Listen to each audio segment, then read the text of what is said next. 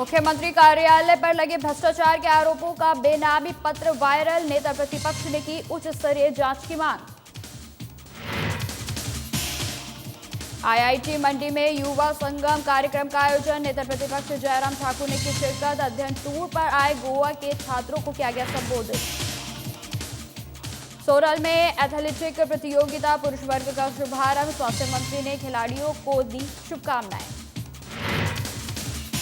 नाहन में विधायक अजय सोलंकी ने सुनी जन समस्याएं, लोगों से विकास कार्यों को लेकर की चर्चा। नाहन को नशा मुक्ति केंद्र बनाने का दिलाया भरोसा।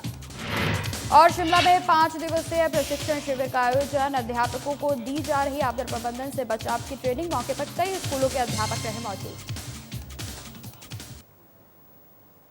नमस्कार, स्वागत है आप सभी का हिमाचल की खबरों में। मैं आपके साथ निकिता कश्यप। बुलेटिन की शुरुआत करते हैं। मुख्यमंत्री कार्यालय के एक अधिकारी पर भ्रष्टाचार के आरोपों का बेनामी पत्र इन दिनों पूरे प्रदेश में चर्चा का विषय बना हुआ है।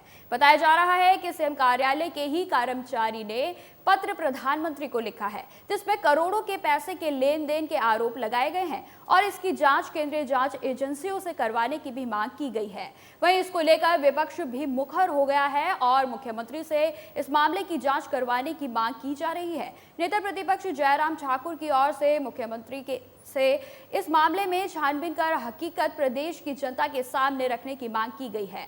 आपको बता दें कि उन्होंने कहा कि मुख्यमंत्री कार्यालय से संबंधित अधिकारी पर आरोप लगे हैं और इसको लेकर लिखित रूप से एक पत्र भी काफी वायरल हो रहा है और पूरे प्रदेश में इसको लेकर चर्चा हो रही है। हालांकि पत्र किसने लिखा है उसकी जानकारी नहीं है, लेकिन यह विषय जांच का बनता है और मुख्यमंत्री जांच करे और लोगों के बीच स्पष्ट करे कि क्या तथ्य हैं। उन्होंने मुख्यमंत्री से आग्रह करते हुए कहा कि मुख्यमंत्री इस मामले की जांच करवाए ताकि लोगों को सच्चाई मालूम पड़े। कार्यालय से संबंधित हम पिछले कुछ अरसे से देख रहे हैं कि बहुत सारी कंट्रोवर्सीज आ रही है और अब तो लिखित रूप से कथित एक पत्र वायरल हुआ है जिसकी सब तरफ चर्चा हो रही है। हालांकि उसमें किसने पत्र लिखा है इसकी जानकारी नहीं है, अननोन है। उस सारे में फिर भी एक विषय बनता है कि जो चर्चा का विषय बना है उस पर मुख्यमंत्री इंक्वायरी करे, जांच करे, तथ्य को जो हैं उनके बारे में लोगों के बीच में स्पष्ट करे कि फैक्ट्स क्या है। कर्मचारियों के बारे में, अधिकारियों के बारे में इस प्रकार की चर्चाएं मुख्यमंत्री कार्यालय में पिछले कुछ अरसे से इस कदर बढ़ती हुआ और जिसके कारण सारी सरकार का कामकाज प्रभावित हुआ है और सरकार पर बहुत सारी चीज़ों को लेकर के जो है उंगली खड़ी हुई है लोगों की ओर से। और मुख्यमंत्री से मेरा इस बात के लिए आग्रह है कि वो तुरंत सारे मामले की छानबीन करें।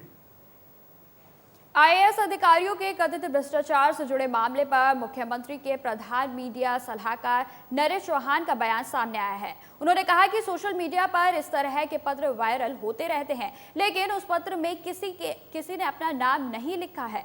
गुमनाम पत्र लिखने के पीछे क्या मंशा हो सकती है यह कहना मुश्किल है।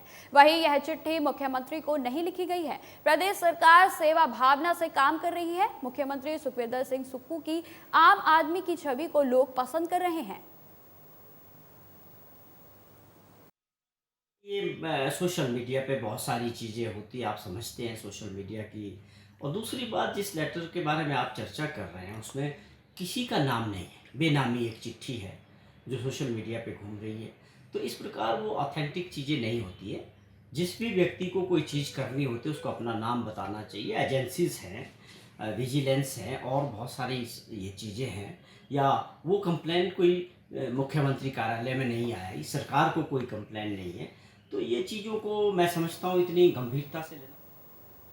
एक भारत श्रेष्ठ भारत कार्यक्रम के तहत आईआईटी मंडी में नेता प्रतिपक्ष जयराम ठाकुर ने बतौर मुख्य अतिथि भाग लिया। इस दौरान उन्होंने गोवा आईआईटी से यहां अध्ययन टूर पर आए छात्रों और स्थानीय छात्रों को संबोधित करते हुए कहा कि देश के यशस्वी प्रधानमंत्री नरेंद्र मोदी जी के आह्वान पर यह कार्यक्रम पूरे देश भर में चल रहा है।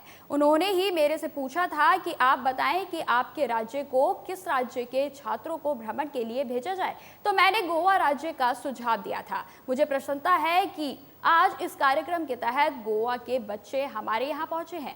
ये विष्णु और महेश के मिलन जैसा है, क्योंकि विष्णु जी समुद्र में विराजते हैं और महेश जी कैलाश पर्वत पर। आज हमारे बीच में पद्म विभूषण सम्माननीय अतिथि पर्यावरणविद अनिल जोशी का मार्गदर्शन मिला है, जो टेक्नोलॉजी के साथ कैसे हम सनातन परंपरा के साथ जीवन जी सकते हैं उसकी सीख देता है। जहां भारत लगातार हर क्षेत्र में आगे बढ़ रहा है, अलग पहचान के साथ आगे बढ़ रहा है, और वही एक वजह है कि आज भारत को 11वें 12वें नंबर पे इकोनॉमी में होता था, आज भारत 5वें स्थान पर। और सही मायने में इस बात का संतोष है कि स्थान का तो जिक्र हम करें, लेकिन जिस देश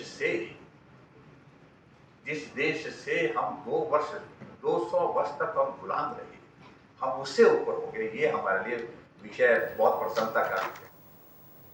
स्वास्थ्य मंत्री डॉक्टर कर्नल धनीराम शांडिल ने कहा कि सोलन में 31वीं राज्य स्तरीय ITI सांस्कृतिक और एथलेटिक प्रतियोगिता पुरुष वर्ग का शुभारंभ किया गया है। इस अवसर पर स्वास्थ्य मंत्री डॉक्टर कर्नल धनीराम शांडिल खिलाड़ियों को शुभकामनाएं देते हुए नजर आए और खेल के महत्व के बारे में अवगत कराया गया। उन्होंने कहा कि खेलों और सांस्कृतिक कार्यक्रमों से युवाओं में सर्वांगीण विकास सुनिश्चित होता है। युवा इस तरह की गतिविधियों से नशे से भी दूर रहता है। स्वास्थ्य मंत्री ने कहा कि खेलों से व्यक्ति का सर्वांगीण विकास होता है। उन्होंने कहा कि इस तरह की प्रतियोगिता से युवा वर्ग को लाभ होता है और इससे युवाओं का चौमुखी विकास भी होता है। राज्य स्तरीय जो ITI की सांस्कृतिक और एथलेटिक प्रतियोगिता हुई, आई थिंक 31st वन, और बहुत अच्छे तरीके से इन लोगों ने मनाई। मैं समझता हूँ कि अपने टेक्निकल शिक्षा और दूसरे एकेडमिक अध्ययन के बीच में जो इन्होंने ये सांस्कृतिक और एथलेटिक प्रकार का जो एफर्ट किया है, मेरे अपना विचार है कि ये बहुत अच्छी बात है। किसी के भी बौद्धिक विकास के साथ साथ इस प्रकार का इंटेलेक्चुअल और इस प्रकार का कल्चरल सॉर्ट ऑफ अपलिफ्टमेंट किसी भी एक इंडिविजुअल के लिए किसी 2000 के नोट बैन मामले पर जानकारी देते हुए SBI शिमला मॉल ब्रांच के चीफ मैनेजर तरुण हिमराल ने बताया कि आज से रोजाना 2000 के नोट बदले जा सकेंगे। अधिकतम 20,000 रुपए तक नोट रोजाना एक्सचेंज किए जा सकेंगे। आपको बता दें कि तरुण हिमराल ने यह भी बताया कि नोट बदलने का प्रोसेस आज से शुरू हो गया है। 20,000 से ज्यादा के नोट होने पर व्यक्ति के बैंक अकाउंट में ही पैसा जमा होगा। एज पर RBI गाइडलाइन जो नोट एक्सचेंज की फैसिलिटी है वो 20,000 रुपीज़ तक की है एट अ टाइम, और जो डिपॉजिट का है उसमें कोई भी रिस्ट्रिक्शन नहीं रहेगी। आपके पास जितना भी कैश है, आप अगर आपका खाता KYC कंप्लाइंट है तो अपने खाते में आप एक मुश्त उस अमाउंट को जमा कर सकते हो। अगर 50,000 से ऊपर अमाउंट रहेगा, अपना पैन कार्ड आपको साथ लाना है। लेकिन एक्सचेंज के लिए ऐसी कोई गाइडलाइन नहीं, कोई सेपरेट फॉर्म नहीं है और कोई भी आपको ID प्रूफ के लिए नहीं पूछा जाएगा। कोई असुविधा ना हो इसलिए ये RBI ने इंस्ट्रक्शंस क्लियर कर दिया है 22 तारीख। देखिए, हमने एक स्पेशल काउंटर लगा दिया है एक्सचेंज के लिए, सो डेट कि लोगों को पता रहे कि कौन से काउंटर। शिमला नगर निगम की डिप्टी मेयर को 9 दिन बाद टाउन हॉल में ही आखिरकार कमरा मिल गया है। डिप्टी मेयर उमा और कौशल ने टाउन हॉल में कार्यभार संभाला। इस दौरान काफी तादाद में लोग बधाई देने के लिए उनके कार्यालय पहुंचे। वहीं 15 मई को डिप्टी मेयर को कार्यभार संभालना था, लेकिन महापौर डिप्टी मेयर को सब्जी मंडी कार्यालय देने पर उन्होंने कार्यभार नहीं संभालना था और नाराज हो गई थी और टाउन हॉल में ही कमरा देने की मांग कर रहे थे। आपको बता दें कि मुख्यमंत्री के सामने भी इस मामले को उठाया गया था। वहीं मुख्यमंत्री के आदेशों पर डिप्टी मेयर को भी टाउन हॉल में ही कमरा दिया गया है। डिप्टी मेयर उमा कौशल ने टाउन हॉल में कार्यालय देने पर मुख्यमंत्री सुखविंदर सिंह सुक्खू का आभार जताया और कहा कि जो जिम्मेवारी उन्हें दी गई है वह उसे बखूबी निभाने की कोशिश करेंगे।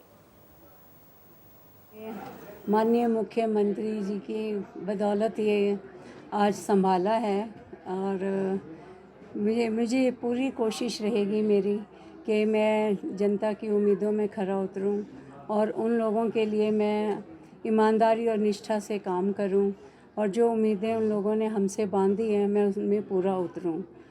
तो मैं साथ ही अपने मेयर सुरेंद्र चौहान जी का भी धन्यवाद करूंगी।